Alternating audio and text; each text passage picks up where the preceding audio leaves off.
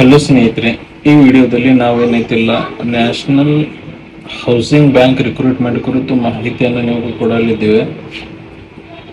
ಇದರಲ್ಲಿ ಏನಪ್ಪ ಇರ್ತಲ್ಲ, ಹುದ್ದೆಗಳ ವಿವರ, ಹುದ್ದೆಗಳ ಸಂಖ್ಯೆ, ವೇತನ ಶ್ರೇಣಿ, ವಯೋಮಿತಿಯಲ್ಲಿ ಸಡಿಲಿಕೆ, ಅರ್ಜಿ ಶುಲ್ಕ, ಈ ಎಲ್ಲ ಮಾಹಿತಿಯನ್ನು ಐತಲ್ಲ ನಾವು ಈ ವಿಡಿಯೋದಲ್ಲಿ ಡಿಸ್ಕಸ್ ಮಾಡಕತ್ತೇನೆ. ಪೂರ್ತಿ ವಿಡಿಯೋ ನೋಡ್ರಿ, ಸ್ಕಿಪ್ ಮಾಡಕ್ ಹೋಗ್ಬೇಡ್ರಿ. ನಿಮ್ಗೆ ಬೇಡ ಆಗ್ಲಾರ್ದ ವಿಷಯ ತಂದ್ರೆ ಆಟ ಸ್ಕಿಪ್ ಮಾಡ್ರಿ. NHB ಅಂದ್ರೆ ನ್ಯಾಷನಲ್ ಹೌಸಿಂಗ್ ಬ್ಯಾಂಕ್. NHB ಅಂದ್ರೆ ಅದ್ರ ಮುಖಾಂತರ ಏನೈತಲ್ಲ ಇದು ರಿಕ್ರೂಟ್ಮೆಂಟ್ ಐತಿ. ನ್ಯಾಷನಲ್ ಹೌಸಿಂಗ್ ಫೈನಾನ್ಸ್ ನಲ್ಲಿ ವಿವಿಧ ಕಾಂಟ್ರಾಕ್ಟ್ ಹುದ್ದೆಗಳ ನೇಮಕಾತಿ ಏನೈತಲ್ಲ ಇದು ಐತಿ. ಭಾರತೀಯ ವಸತಿ ಹಣಕಾಸು ಕ್ಷೇತ್ರವನ್ನು ಬಲಪಡಿಸುವ ಪ್ರಮುಖ ಸಂಸ್ಥೆ ಇದು ಐತಿ. ಇದು ಏನೈತಲ್ಲ ಹಲವಾರು ಅಭಿವೃದ್ಧಿ ಯೋಜನೆಗಳಿಗೆ ಸಹಾಯಧನ ಮಾಡುತ್ತೈತಿ. 2025ನೇ ಸಾಲಿನ ನೇಮಕಾತಿ ಅಧಿಸೂಚನೆ ತಮ್ಮ ವಿವಿಧ ವಿಭಾಗಗಳಲ್ಲಿ ಕಾಂಟ್ರಾಕ್ಟ್ ಆಧಾರಿತ ಅಧಿಕಾರಿ ಹುದ್ದೆಗಳಿಗೆ ಏನೈತಲ್ಲ ಅರ್ಜಿ ಆಹ್ವಾನ ಇದು ಮಾಡ್ಯದ. ಇದಕ್ಕೆ ಎಲಿಜಿಬಲ್ ಇದ್ದವರು ಅರ್ಜಿ ಸಲ್ಲಿಸಬಹುದು. ಬರೀ ಉದ್ಯೋಗದ ವಿವರಗಳು ಸಂಪೂರ್ಣವಾಗಿ ನೋಡೋಣ. ಇಲಾಖೆ ಹೆಸರು ಈಗಾಗಲೇ ನಾ ಮ್ಯಾಗ್ ಹೇಳ್ದಂದ housing bank, national housing bank NHB ಅಂತ. ಹುದ್ದೆಗಳು ವಿವಿಧ ಹುದ್ದೆಗಳದಾವ. ಕೆಳಗೆ ಒಬ್ಬರ ಹೆಸರನ್ನು ನಾವೇನೈತಿಲ್ಲ ನೋಡೋಣ. ಒಟ್ಟು ಹುದ್ದೆಗಳು 10 ಅದಾವ. ಅರ್ಜಿ ಸಲ್ಲಿಸುವ ವಿಧಾನ ಆನ್ಲೈನ್ ಮುಖಾಂತರ ನೀವೇನೈತಿಲ್ಲ ಅರ್ಜಿ ಸಲ್ಲಿಸಬೇಕು. ಅದೇ ರೀತಿ ಉದ್ಯೋಗ ಸ್ಥಳ ಆಲ್ ಓವರ್ ಇಂಡಿಯಾ, ಎಲ್ಲಿ ಬೇಕಾದಲ್ಲಿ ಅಪಾಯಿಂಟ್ಮೆಂಟ್ ಆಗ್ಬಹುದು. ನೆಕ್ಸ್ಟ್ ಏನೈತಲ್ಲ ಹುದ್ದೆಗಳ ವಿವರ ಅಂದ್ರೆ ಅವ್ರ ಹೆಸರು ಏನಪ್ಪಾ ಅಂದ್ರೆ ಮುಖ್ಯ ತಂತ್ರಜ್ಞಾನ ಅಧಿಕಾರಿ, ಚೀಫ್ ಟೆಕ್ನಾಲಜಿ ಆಫೀಸರ್ ಅಂತ. ಇನ್ನು ಎರಡನೇದಾಗಿ ಚೀಫ್ ಇನ್ಫಾರ್ಮೇಶನ್ ಸೆಕ್ಯೂರಿಟಿ ಆಫೀಸರ್, ಮುಖ್ಯ ಮಾಹಿತಿ ಭದ್ರತಾ ಅಧಿಕಾರಿ ಅಂತಾರೆ ಅವರಿಗೆ. ಮುಖ್ಯ ಅಪಾಯ ಅಧಿಕಾರಿ, ಚೀಫ್ ರಿಸ್ಕ್ ಆಫೀಸರ್ ಅಂತಾನು ಐತೆ. ಮುಖ್ಯಸ್ಥ ಕಲಿಕೆ ಮತ್ತು ಅಭಿವೃದ್ಧಿ ಅಂದ್ರೆ ಲರ್ನಿಂಗ್ ಅಂಡ್ ಡೆವಲಪ್ಮೆಂಟ್ ಹೆಡ್ ಪೋಸ್ಟ್ನು ಖಾಲಿ ಅದಾವ. Executive of learning and development, ನಿರ್ವಾಹಕ ಕಲಿಕೆ ಮತ್ತು ಅಭಿವೃದ್ಧಿ ಅಧಿಕಾರಿ ಅಂತಾರೆ ಅವರಿಗೆ. ಸೀನಿಯರ್ ಟ್ಯಾಕ್ಸ್ ಆಫೀಸರ್ನು ಖಾಲಿ ಅದ. ಸೀನಿಯರ್ ಅಪ್ಲಿಕೇಶನ್ ಡೆವಲಪರ್ ಖಾಲಿ ಅದ. ಅಪ್ಲಿಕೇಶನ್ ಡೆವಲಪರ್, ಇವು ಇಷ್ಟು ಹುದ್ದೆಗಳು ಏನದಲ್ಲ ಖಾಲಿ ಅದಾವ. ಇವರು ಅಪಾಯಿಂಟ್ಮೆಂಟ್ ಈಗ ಆಗತೈತಿ. ಇವಕ್ಕೆ ಸಂಬಂಧಪಟ್ಟಂಗ ವಿದ್ಯಾರ್ಹತೆ ಮತ್ತು ಅನುಭವ ಏನೈತಲ್ಲ ಅದನ್ನು ಇದ್ರಾಗ ಕೊಟ್ಟಾರ. ಏನಪ್ಪಾ ಅಂದ್ರೆ ಚೀಫ್ ಟೆಕ್ನಾಲಜಿ ಆಫೀಸರ್ ಏನೈತಲ್ಲ must have passed in computer science ಅಥವಾ IT ಅಥವಾ ಎಲೆಕ್ಟ್ರಾನಿಕ್ಸ್ ಅಂಡ್ ಟೆಲಿಕಮ್ಯುನಿಕೇಶನ್ ಅಥವಾ ಎಲೆಕ್ಟ್ರಿಕಲ್ ಅಥವಾ masters in computer application MCA.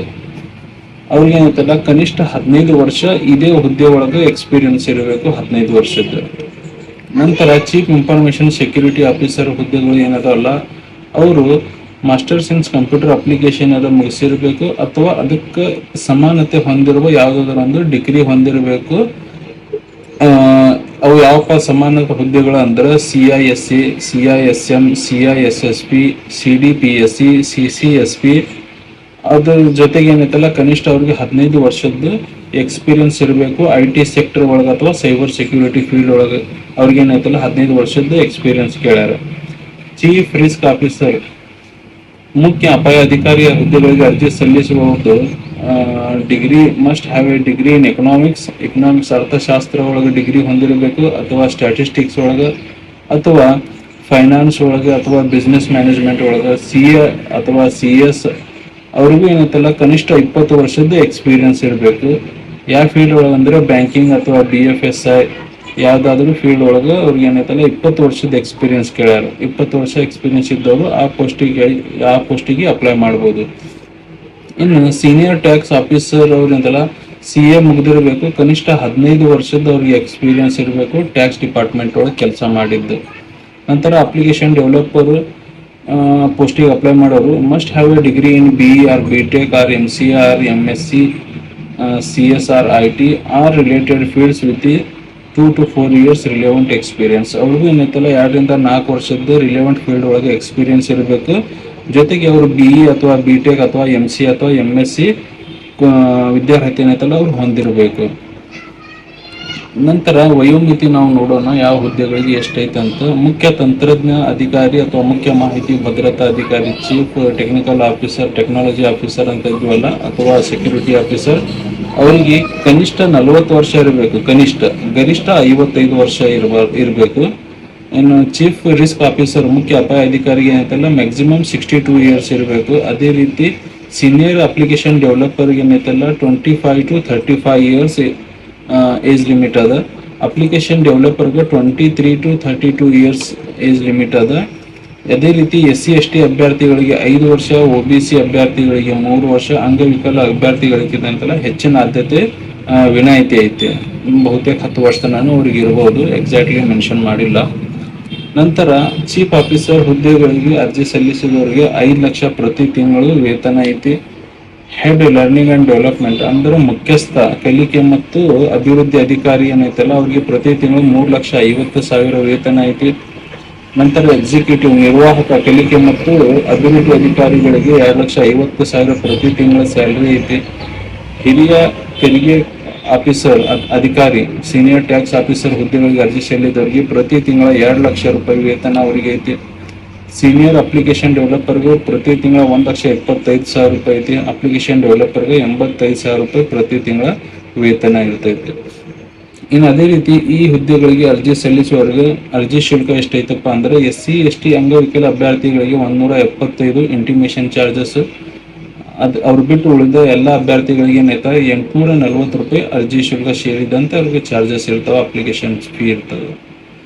ಆಯ್ಕೆ ಹೆಂಗೆ ಆಕೈತಪ್ಪ ಈ ಹುದ್ದೆಗಳಿಗೆ ಅರ್ಜಿ ಸಲ್ಲಿಸುವವರಿಗೆ ಅಂದ್ರೆ ಈ ನೇಮಕಾತಿ ಶಾರ್ಟ್ ಲಿಸ್ಟಿಂಗ್ ಮತ್ತು ಸಂದರ್ಶನ ಆಧಾರವಾಗಿರುತ್ತದೆ. ಅರ್ಹ ಅಭ್ಯರ್ಥಿಗಳ ಅರ್ಜಿಗಳನ್ನು ನಿಖರವಾಗಿ ಪರಿಶೀಲಿಸಿ ಕಮಿಟಿ ಶಾರ್ಟ್ ಲಿಸ್ಟ್ ಮಾಡುತ್ತದೆ. ನಂತರ ಸಂದರ್ಶನ ನಡೆಯಲಿದೆ. ಶಾರ್ಟ್ ಲಿಸ್ಟ್ ಆದ ಅಭ್ಯರ್ಥಿಗಳು ಮಾನ್ಯ ದಾಖಲಾತಿಗಳೊಂದಿಗೆ ಸಂದರ್ಶನಕ್ಕೆ ಹಾಜರಾಗಬೇಕು.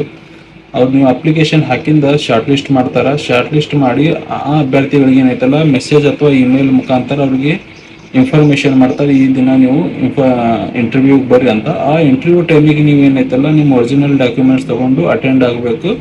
ಆ ಇಂಟರ್ವ್ಯೂ ಒಳಗೆ ನಿಮ್ಗೇನು ಕ್ವಶನ್ ಆನ್ಸರ್ ಆಗ್ತಾವ ಅದನ್ನು ಆಧಾರವಾಗಿ ಇಟ್ಕೊಂಡು ಅವ್ರು ನಿಮ್ಗೆ ಈ ಹುದ್ದೆಗಳಿಗೆ ಆಯ್ಕೆ ಮಾಡ್ಕೋತಾರೆ. ಇನ್ನು ಲಾಸ್ಟಿಗೆ ಸಮರಿ ನೋಡೋಣ. ಏನೇನಪ್ಪ ಅಂದ್ರೆ ಯಾವ ಹುದ್ದೆಗಳು ಲಭ್ಯವಿವೆ. ಈಗಾಗಲೇ ನಾವು ಹೇಳ್ದಂಗೆ ಮುಖ್ಯ ಅಧಿಕಾರಿ, ತಂತ್ರಜ್ಞಾನ ಅಧಿಕಾರಿ, ಮುಖ್ಯ ಮಾಹಿತಿ ಭದ್ರತಾ ಅಧಿಕಾರಿ, ಮುಖ್ಯ ಅಪಾಯ ಅಧಿಕಾರಿ, ಹಿರಿಯ ಅಪ್ಲಿಕೇಶನ್ ಡೆವಲಪರ್, ಹಿರಿಯ ತೆರಿಗೆ ಅಧಿಕಾರಿ, ಇವೆಲ್ಲ ಹುದ್ದೆಗಳು ಖಾಲಿ ಅದಾವ. ವೇತನ ಶ್ರೇಣಿ ಎಷ್ಟಪ್ಪ ಅಂದ್ರೆ 85,000ದಿಂದ 5 ಲಕ್ಷ ತನಕ ಅವ್ರಿಗೆ ಪ್ರತಿ ತಿಂಗಳ ವೇತನ ಇರ್ತೈತಿ. ಪ್ರತಿ ಅಭ್ಯರ್ಥಿ ಅಧಿಕಾರಿಗಳಿಗೆ ಬೇರೆ ಬೇರೆ ಸ್ಯಾಲ್ರಿ ಅವ್ರಿಗೆ ಏನೈತಲ್ಲ ಇರ್ತೈತಿ. ಇದ್ರಾಗ ಅರ್ಜಿ ಶುಲ್ಕ ಮೀಸಲು ಅಭ್ಯರ್ಥಿಗಳಿಗೆ 175, ಅವ್ರನ್ನ ಬಿಟ್ಟು ಉಳಿದ ಎಲ್ಲ ಅಭ್ಯರ್ಥಿಗಳಿಗೆ 850 ರೂಪಾಯಿ ತನಕ ಅವ್ರಿಗೆ ಏನೈತಲ್ಲ ಅಪ್ಲಿಕೇಶನ್ ಫೀ ಐತಿ. ಆಯ್ಕೆ ಹೆಂಗಿರ್ತದ, ಅರ್ಜಿ ಪರಿಶೀಲನೆ ಮಾಡ್ತಾರ, ಶಾರ್ಟ್ ಲಿಸ್ಟ್ ಮಾಡ್ತಾರ ಮತ್ತು ಸಂದರ್ಶನ ನಡೆಸ್ತಾರ. ಆ ಮುಖಾಂತರ ಅಂತಲ್ಲ ಆಯ್ಕೆ ಮಾಡ್ಕೋತಾರೆ. ಪ್ರಮುಖ ದಿನಾಂಕಗಳು ನೋಡೋಣ. ಅರ್ಜಿ ಸಲ್ಲಿಸಕ ಪ್ರಾರಂಭ ದಿನಾಂಕ ಏನೈತಲ್ಲ 9/7/2025 ಆಗ್ಯದ. ಅರ್ಜಿ ಸಲ್ಲಿಸಕ ಕೊನೆಯ ದಿನಾಂಕ ಏನೈತಲ್ಲ 22/7/2025 ತನಕ ಅವಕಾಶ ಇರ್ತೈತಿ. ಅದೇ ರೀತಿ ಈ ಕಾಲ್ ಲೆಟರ್ ಡೌನ್ಲೋಡ್ ಮಾಡ್ಕೊಳ್ಳೋ ದಿನಾಂಕ ಅದು ಯಾವಾಗೈತಪ್ಪ ಅಂದ್ರೆ ಅಧಿಕೃತ ವೆಬ್ಸೈಟ್ನಲ್ಲಿ ಅದ್ರ ಬಗ್ಗೆ ಸೂಚನೆ ಕೊಡ್ತಾರೆ. ಇನ್ನು ಅಂತಿಮ ಫಲಿತಾಂಶ ಏನೈತಲ್ಲ ಶೀಘ್ರದಲ್ಲಿ ಅದ್ರ ಬಗ್ಗೆ ಪ್ರಕಟಣೆ ಮಾಡ್ತಾರೆ. ಅವ್ರ ವೆಬ್ಸೈಟ್ ಐತಲ್ಲ ನೀವು ವಿಸಿಟ್ ಮಾಡ್ಕೋತೀರಿ. ಅದ್ರದ್ದು ಅಧಿಕೃತ ವೆಬ್ಸೈಟ್ ಏನಪ್ಪಾ ಅಂದ್ರೆ https://www.nhb.org.in/ ಈಗ ಸಂಬಂಧಪಟ್ಟಂಗೆ ಯಾರಾದ್ರೂ ಅರ್ಜಿ ಸಲ್ಲಿಸಬೇಕಪ್ಪ ಅಂದ್ರೆ ನೀವು ಸಂಪೂರ್ಣವಾಗಿ ಅದ್ರದ್ದು ನೋಟಿಫಿಕೇಶನ್ ಓದ್ರಿ. ನಂತರ ನೀವು ಎಲಿಜಿಬಲ್ ಇದ್ರೆ ಮಾತ್ರ ಅಪ್ಲೈ ಮಾಡ್ರಿ. ಓಕೆ ಸ್ನೇಹಿತರೆ, ಈ ವಿಡಿಯೋದಲ್ಲಿ ಇಷ್ಟೇ. ಮತ್ತೆ ಸಿಗೋಣ ಮುಂದಿನ video. Thank you so much. Thank you.